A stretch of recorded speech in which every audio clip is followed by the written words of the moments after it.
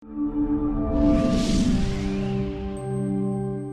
പറഞ്ഞ പോലെ ലൂസിഫർ എന്ന് പറയുന്ന സിനിമയുടെ ആദ്യം കഥ എൻ്റെ ക്യാരക്ടറിനെ പറ്റിയൊക്കെ പറയുന്ന സമയത്ത് തന്നെ എൻ്റെ അടുത്ത് പറഞ്ഞിട്ടുണ്ടായിരുന്നു, ഇതിൽ നീ ഭയങ്കര കയ്യടി മേടിക്കുമെന്ന്.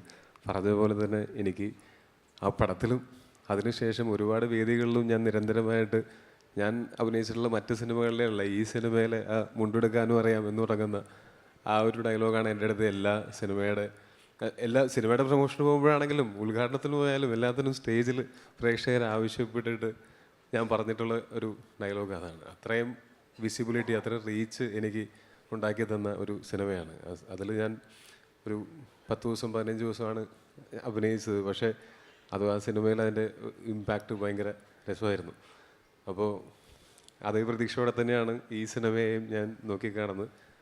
അന്ന് എന്നാൽ അത്രയും ഇമ്പാക്റ്റ് ഉണ്ടാക്കിയ ആ സിനിമ എനിക്ക് അത്രയും വലിയ പ്രഷറോ അത്രയും അങ്ങനെ കഷ്ടപ്പെട്ട് ബുദ്ധിമുട്ടി ചെയ്തതല്ല. കാര്യം ഞാൻ ചെല്ലുമ്പോഴേ പറഞ്ഞിരുന്നു, ഞാൻ എന്നെ തന്നെ സമർപ്പിക്കുകയാണ്, ബാക്കിയൊക്കെ നിങ്ങളുടെ റിസ്ക്കാണ്, നിങ്ങൾ എടുത്തോളൂ ആ റിസ്ക് എന്ന് പറഞ്ഞിട്ട് ഞാൻ രാജുവേട്ടൻ്റെ അടുത്തും മുരളിച്ചേട്ടൻ്റെ അടുത്തും പറഞ്ഞിരുന്നു. അത് എനിക്കിങ്ങനെ ഉള്ളൊരു കരിയറിൽ തന്നെ ഏറ്റവും ശ്രദ്ധിക്കപ്പെട്ട ക്യാരക്ടേഴ്സിലൊന്നായിട്ട് അത് വന്നു.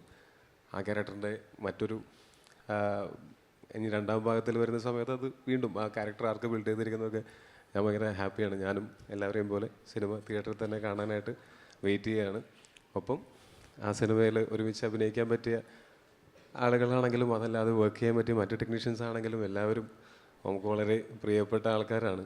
എപ്പോൾ എമ്പുരാൻ്റെ സെറ്റിൽ പോകുന്ന സമയത്താണെങ്കിലും ആ ഒരു സ്നേഹവും അനുഭവിക്കാനും സാധിച്ചിട്ടുണ്ട്. അതിൽ വലിയ സന്തോഷമുണ്ട്. അപ്പം എനിക്ക് ഈ എമ്പുരാനിൽ എനിക്ക് ലാലേട്ടൻ്റെ കൂടെ ഒരു കോമ്പിനേഷൻ സീൻ കിട്ടി, മറ്റേതിൽ കിട്ടാത്തത് ഇല്ലാതിരുന്നത് കിട്ടിയിട്ടുണ്ട്. അതും ഭയങ്കര രസമുള്ളൊരു എക്സ്പീരിയൻസ് ആയിരുന്നു. അപ്പോൾ താങ്ക് യു സോ മച്ച് ലാലേട്ട.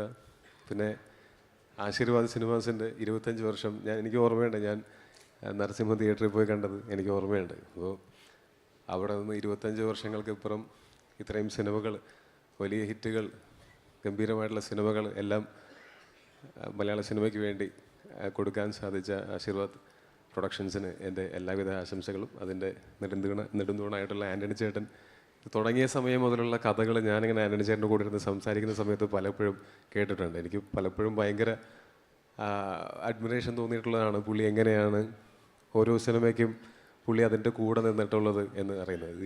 ഈ 2 സിനിമകളുടെ ഞാൻ കണ്ടിട്ടുമുള്ളതാണ്.